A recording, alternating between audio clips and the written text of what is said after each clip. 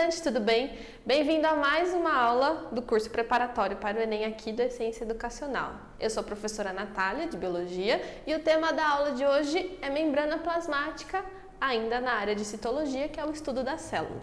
Na aula anterior, eu expliquei sobre as organelas das células e comentei da presença da membrana, mas não entrei em detalhes porque eu vou fazer isso nessa aula, tá?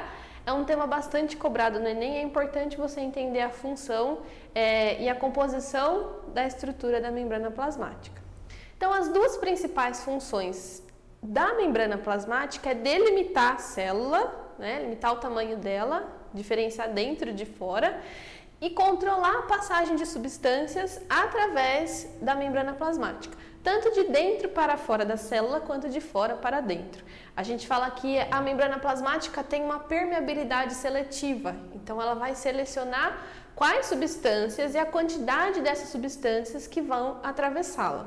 A membrana plasmática é constituída principalmente por fosfolipídios, que tem esse formato aqui, bastante importante para vocês entenderem a estrutura geral depois.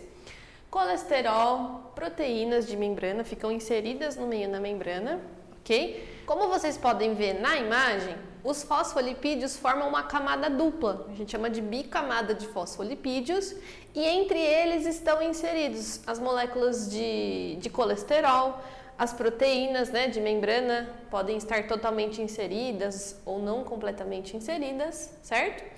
E esse modelo de estrutura da membrana plasmática ele é chamado de mosaico fluido, de acordo com o cientista Singer e o Nicholson. Por ser constituído por pequenas partes, lembra um mosaico, e por não ter uma estrutura rígida é chamado de fluido. Os fosfolipídios, como vocês podem ver nessa estrutura aqui que eu desenhei, vocês viram na imagem também, eles têm uma porção que é hidrofóbica e uma porção que é hidrofílica. Então, por isso que eles ficam nessa organização, né? A porção hidrofílica sempre voltada para o meio interno ou externo e a porção hidrofóbica sempre voltada uma para a outra. O colesterol ajuda na fluidez da membrana. E as proteínas são super importantes para várias coisas, principalmente para transportar por dentro delas algumas substâncias, tanto de dentro para fora quanto de fora para dentro. Também ajuda na adesão com outras células, no controle e reconhecimento, podem conter receptores, então várias funções diferentes. Os fosfolipídios eles conseguem se mover entre a membrana, né? Mas eles nunca vão se desconectar, mas eles são móveis, são fluidos por causa disso. E o transporte de substâncias através da membrana pode acontecer de algumas maneiras diferentes. Primeiro, eles podem ser classificados em passivos ou ativos devido ao gasto ou não de energia para que esse processo aconteça.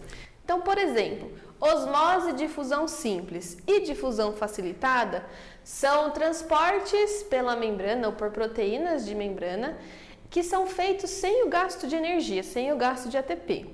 Enquanto alguns outros tipos de transporte, chamados de transporte ativo, necessitam de um gasto energético para que aconteça. Isso se dá devido ao fato de que a célula sempre vai buscar um equilíbrio do meio externo com o meio interno em relação à concentração de solutos, né? Então, quer dizer que o gradiente de concentração esperado é sempre do local mais concentrado para o local menos concentrado de soluto. E se for solvente, é do local menos concentrado para o mais concentrado para tentar diluir esses dois meios. Tanto na osmose quanto na difusão simples, as substâncias atravessam diretamente os fosfolipídios. Já a difusão facilitada, ela é facilitada pelas proteínas de membrana. Então, as proteínas de membrana conseguem fazer com que substâncias atravessem por meio delas. Isso torna o transporte muito mais eficiente, muito mais rápido, que muitas vezes é necessário. A osmose e a difusão simples é algo mais lento, mais demorado. No caso da osmose, como é o transporte de água, é o que eu falei antes, vai sempre do meio menos concentrado para o meio mais concentrado para tentar diluir o meio mais concentrado. Já a difusão simples é sempre do meio mais concentrado, considerando que vai ser transporte de soluto, para o meio menos concentrado. Isso quer dizer que as concentrações dos meios, meio intracelular e meio extracelular, dentro e fora da célula, vai influenciar a pressão osmótica da célula, quanto de água está passando, e também vai influenciar a difusão simples e a facilitada, o transporte de soluto. Quando as concentrações dos dois meios estão iguais, a gente fala que eles estão isotônicos, um em relação ao outro. Quer dizer que o transporte de substâncias está equilibrado. Agora, quando um meio está mais concentrado do que o outro, o meio mais concentrado é chamado de hipertônico e o meio menos concentrado é chamado de hipotônico. Isso influencia bastante, principalmente as células animais. Como vocês podem ver na imagem, corre-se o risco de a célula animal sofrer uma lise, uma ruptura da membrana plasmática, quando colocada em meio hipotônico, porque o meio interno dela está hipertônico. Então, a osmose, a passagem de água vai ser de fora para dentro da célula. Se ela ficar muito inchada, ela pode romper. Diferentemente de uma célula vegetal, por exemplo, que a parede celular é uma estrutura que impede com que isso aconteça. Enquanto esses três tipos de transporte seguem o gradiente de concentração, o transporte ativo ele sempre vai contra o gradiente de concentração. Isso é, ele vai sempre tentar manter um dos meios mais concentrados do que o outro. Então, ele sempre vai enviar solutos do meio menos concentrado para o mais concentrado. Isso vai contra o gradiente de concentração e é por isso que tem um gasto energético para ser feito. Isso é bastante importante em algumas células, como por exemplo os neurônios, que fazem a passagem do impulso nervoso, eles mantêm meios hipertônicos um em relação ao outro, Na produção de ATP também nas mitocôndrias isso acontece, então é bastante importante. Através da membrana são transportadas substâncias menores. Se forem substâncias maiores, daí a gente já vai abordar a endocitose ou a exocitose. A endocitose pode acontecer tanto por fagocitose quanto por pinocitose.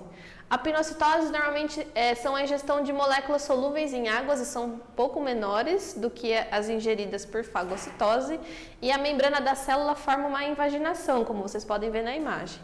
Diferente da fagocitose, que normalmente são partículas maiores, não solúveis em água, e a membrana ela projeta pseudópodes para tentar englobar e formar uma vesícula para deixar aquela substância dentro e ser ingerida pela célula. Já a exocitose ocorre por meio de vesículas que permitam com que substâncias que estavam dentro das células sejam eliminadas.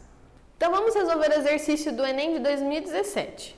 O enunciado fala o seguinte: uma das estratégias para a conservação de alimentos é o salgamento, adição de cloreto de sódio, o NaCl, historicamente utilizado por tropeiros, vaqueiros e sertanejos para conservar carnes de boi, porco e peixe. O que ocorre com as células presentes nos alimentos preservados com essa técnica? Nesse caso, a gente precisa pensar que, com a adição de sal, o meio externo vai estar mais concentrado do que o meio interno. Então, a tendência é que, com a grande concentração de sal no meio extracelular, a água saia de dentro das células para tentar equilibrar os dois meios. Então, provoca uma saída muito intensa, como a descrita na alternativa E, que a grande concentração de sal no meio extracelular provoca a saída de água de dentro delas, e isso ajuda na conservação por tornar mais lento o processo de decomposição. Obrigada mais uma vez pela sua atenção, não esqueça de fazer os exercícios lá da plataforma, super importante, e até a próxima!